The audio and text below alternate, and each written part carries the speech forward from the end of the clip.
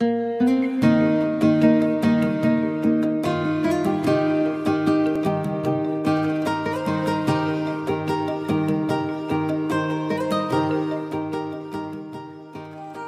saya akan menjelaskan sedikit tentang das, yang dimana aliran daerah aliran sungai atau das adalah suatu wilayah yang merupakan kesatuan ekosistem yang terbatasi oleh pemisah topografis dan berfungsi sebagai pengumpul, penyimpan, dan penyalur air, mengeluarkannya melalui outlet tunggal.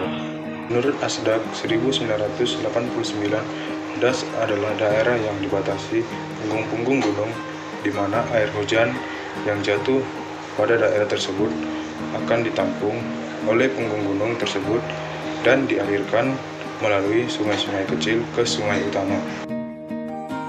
Sungai Kahayan adalah sungai yang bermuara di 3 kabupaten, yaitu Palangkaraya, Gunung Mas, dan Pulang Pisau. Sungai ini memiliki panjang lebih dari 600 km. Dan perubahan karakteristik terutama pada daerah hulu menjadikan air dari aliran Sungai Kahayan menjadi sering meluap yang diakibatkan oleh musim hujan, sehingga terjadinya banjir. Dan hal ini terjadi dikarenakan tingginya curah hujan dan tentu saja oleh faktor manusia yang ada di daerah sekitaran tempat tersebut. Berikut beberapa permasalahan yang terjadi di daerah aliran Sungai Kahayan. Yang pertama dilihat dari aspek kuantitas. Pada musim hujan, debit air sangat besar, di mana permukaan air sungai tinggi, yang menyebabkan beberapa kota dan desa di sepanjang alur sungai pada daerah aliran Sungai Kahayan terkena banjir. Dan sebaliknya ketika musim kemarau, debit airnya sangat sedikit dan terjadi pendangkalan alur, sehingga alur sungai di das Kahayan ini sulit dilayari atau dilewati. Berikutnya dilihat berdasarkan kualitas. Air Sungai Kahayan kondisi airnya keruh dengan nilai residu tersuspensi rata-rata di atas 50 mg per liter yang disyaratkan untuk menutup perairan pada kelas 2. Hal ini berarti bahwa aliran Sungai Kahayan telah banyak mengandung sedimen.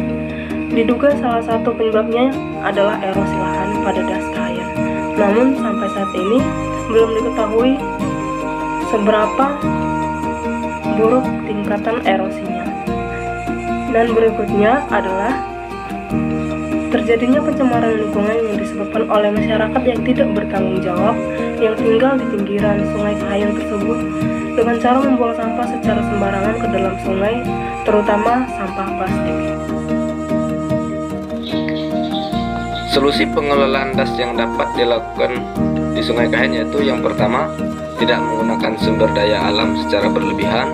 Yang kedua, tidak menggunakan sungai untuk diminum. Yang ketiga, merawat seluruh biota sungai di Sungai Kahayan agar tetap lestari. Yang keempat, membuang sampah dengan cara dibakar di sekitar sungai.